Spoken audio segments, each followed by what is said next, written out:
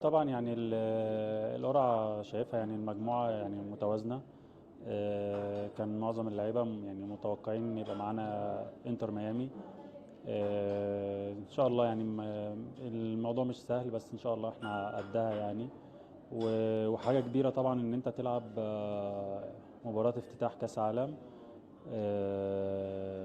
دي حاجة كبيرة طبعا، ومش حاجة جديدة على النادي الأهلي.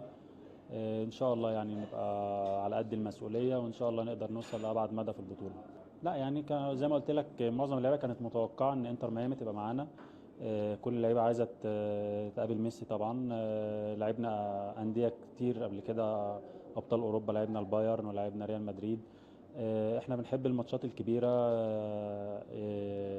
يعني الموضوع بيبقى ممتع بالنسبه لنا ان انت تلعب ماتشات كبيره قدام فرق ابطال اوروبا.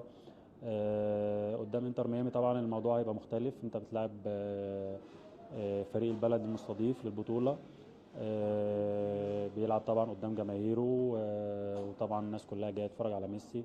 فالموضوع مش هيبقى سهل، وان شاء الله يبقى ماتش يليق بينا احنا الاثنين.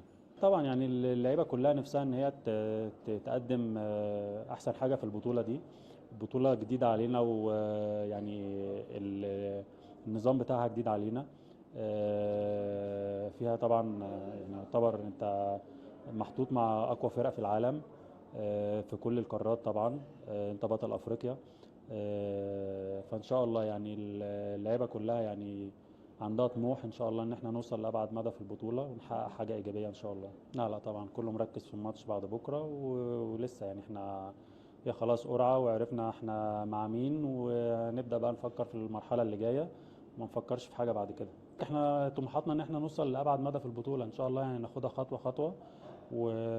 وان شاء الله يعني نقدم مستوى طيب يليق بالنادي الاهلي وجمهوره، وان شاء الله نوصل لحاجه كويسه باذن الله.